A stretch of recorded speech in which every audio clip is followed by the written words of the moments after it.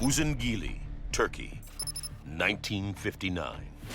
Army Captain İlhan Durupinar flies an aerial reconnaissance mission for NATO.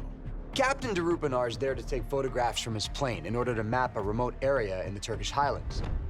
A few years prior, there had been 3 large earthquakes that altered the terrain, so the government wants updated images. The flight is routine until he spots something strange. He's flying over basically the middle of nowhere when he sees a startling and unusual formation amongst the rocks below, which of course, he photographs. When the film is developed, the captain is surprised to see what appears to be the remains of a large ship, far inland and 6,500 feet above sea level. What in the world would a boat be doing way up there? He doesn't know it yet, but he may just have stumbled onto the answer, some people think, of a great biblical mystery that has been out there for thousands of years. The mystery of Noah's Ark. The story of Noah's Ark is told in the biblical book of Genesis. After God creates the universe and mankind begins with Adam and Eve, they go on to populate the earth.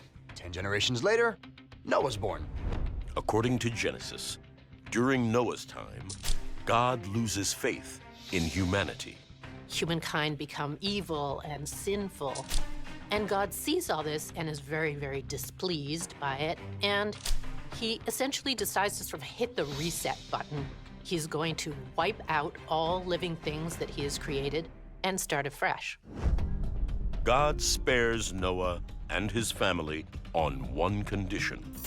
He must build an ark and stock it with pairs of every animal on Earth. So the Ark is a giant ship. It's designed to survive this cataclysmic flood that's about to cover the Earth. God gives Noah extremely detailed instructions on how to build this Ark, how many floors it should have, how many rooms, what type of wood to use, and even its exact dimensions: 515 feet long, 86 feet wide, and 51 feet tall.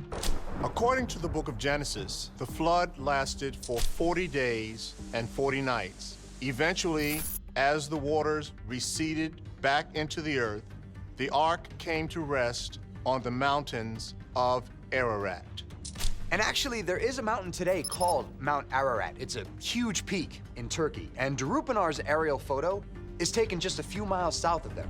For centuries, religious scholars and historians view the story of the Great Flood as a metaphor, a warning that God punishes sin. But curiously, the flood is also mentioned in both the Torah and the Quran. Could these photos be proof that Noah's tale is, in fact, true?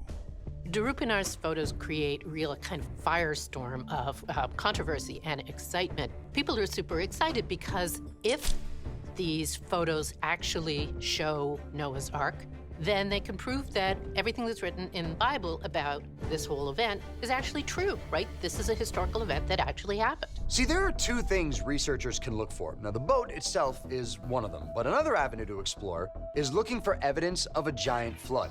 Large-scale natural disasters leave traces behind that can last thousands of years. And interestingly enough, research has found that a massive flood may indeed have taken place, and it happened right near where Durupinar's photograph was taken in Turkey. In 1997, a team of geologists, geophysicists, and oceanographers, led by a couple of Americans, William Ryan and Walter Pittman, analyzed the area around the Black Sea. And they find evidence for what they call the Black Sea Deluge. And at the bottom of the saltwater Black Sea, they find remains of freshwater animals dating back to around 5,000 or 6,000 BC. And soil samples and bedrock tests also prove that this once was a freshwater lake, and then it changed very quickly. So the theory runs that about 8,000 years ago, there was a huge glacier, and suddenly that glacier collapses. It causes this massive upsurge of the Mediterranean Sea that floods all the surrounding areas, including what's now the Black Sea. Every day, the equivalent of 200 Niagara Falls worth of water floods in, and this goes on for 300 days straight. Madness. The existing freshwater lake that will become the Black Sea, it gets bigger and deeper at the rate of 1 mile a day. If you lived in this region, in just a matter of hours, your home could be at the bottom of the sea. The flood was actually the size of Colorado before receding. It could have affected thousands upon thousands of people. According to the study's authors, any survivors could possibly have passed the flood story down through the generations. In 1985, the long hunt for Noah's Ark takes a sudden turn when a 4,000-year-old clay tablet is discovered in the attic of a British Air Force veteran. It takes many years to translate, but some believe it could finally solve the mystery of where the Bible's great flood took place and where the Ark itself landed. In the 1980s, in England, a man by the name of Leonard Simmons passes away. Simmons had led a really interesting life. So he had been a Royal Air Force officer, and as such, he traveled a lot around the world, around the Mediterranean basin, and he had collected on his travels a lot of different artifacts, which he brought back to England with him. Simmons' son, Douglas, would like to know what some of these things are. So every so often, he'll take one and bring it to the British Museum. One day, in 1985, he arrives with a tiny clay tablet, maybe 4 inches high, not very big. It's covered, front and back, in cuneiform script, the writing of ancient Mesopotamia. Simmons meets with Dr. Irvin Finkel, who is chief curator for Near Eastern artifacts at the British Museum. And when Finkel starts working with this text, he is apparently really amazed. Finkel knows that every single scratch on this tablet is gold. His eyes scan the first line, and he's almost drowning in excitement at this point. Because here in this tiny tablet is an account of a devastating flood. Finkel asks Simmons if he can keep the tablet to fully translate it, but Simmons declines. Finkel really wants a crack at this tablet because he's devoted his life to the study of these cuneiform writings, and he knows that this is something special. Finkel's department at the British Museum includes over 130,000 of these clay cuneiform tablets, most of which were unearthed in 1852 in Iraq. Ancient Mesopotamians used cuneiform essentially to kind of keep track of things like provisioning, how many ducks were needed for a feast, things like that. But they also wrote down at least one exciting historical tale, one of my favorites, the Epic of Gilgamesh. The poem recounts the exploits of King Gilgamesh, who ruled in ancient Mesopotamia, an area near modern-day Iraq.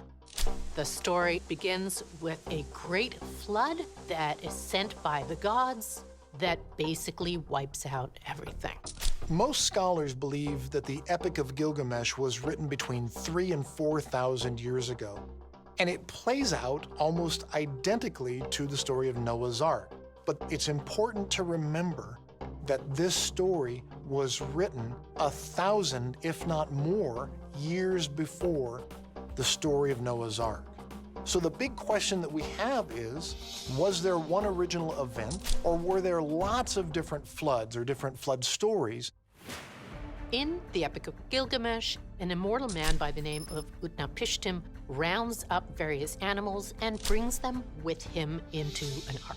Together, they survive this catastrophic flood.